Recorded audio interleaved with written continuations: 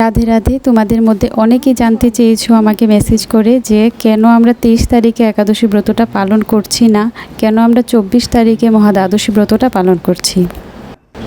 তোমাদের এই প্রশ্নের উত্তরটা দেওয়ার জন্য দেখো আমি খাতা কলম নিয়ে বসেছি। এমনি নিজের মন থেকে কোনো কিছুই বলি না, শাস্ত্রগত প্রমাণ আছে দেখেই কিন্তু বলছি। আর সেটা বোঝানোর জন্য কয়েকটা ফটো অ্যাড করে দিয়েছি, তোমরা চাইলে ভিডিওটা পজ করে তারপর পড়তে পারো। আজকে তারিখটা কত?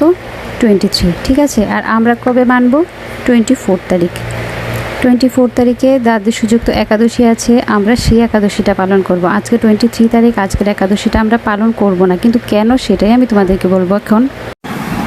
একাদশী তিথি আমরা কিভাবে মানি দেখো, 23 তারিখে আমরা কেন মানছি না সেটা তোমাদেরকে বলবো, আর 24 তারিখেই আমরা কেন সেটাকে মানছি সেটা বলবো। আমরা 24 তারিখে একাদশী তিথিটা মানে মহাদ্বাদশী তিথিটাই কিন্তু উপবাস থাকবো।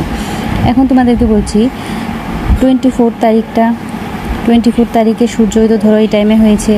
সূর্য উদয় হওয়ার 2 মুহূর্ত আগে পর্যন্ত যদি সেই তিথিটা থাকে তাহলেই কিন্তু সেই পুরো দিনটাতে আমরা উপবাস করব বা করা উচিত যে কেউ, ঠিক আছে।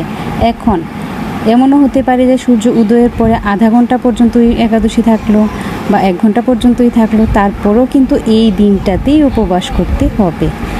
আর এই দিনটাতে না, কারণ এটা হয়ে যাবে তখন দশমীযুক্ত একাদশী, অসম্পূর্ণ একাদশী, আর এটা হবে সম্পূর্ণ একাদশী। তো এই তিথিটা মানা উচিত। এখন 1 মুহূর্ত মানে 48 মিনিট, 2 মুহূর্ত মানে 96 মিনিট, মিন্স সূর্য উদয়ের 96 মিনিট আগে পর্যন্ত যদি সেই তিথিটা থাকে, একাদশী তিথি থাকে, তখনই সেই একাদশীটা মানা উচিত।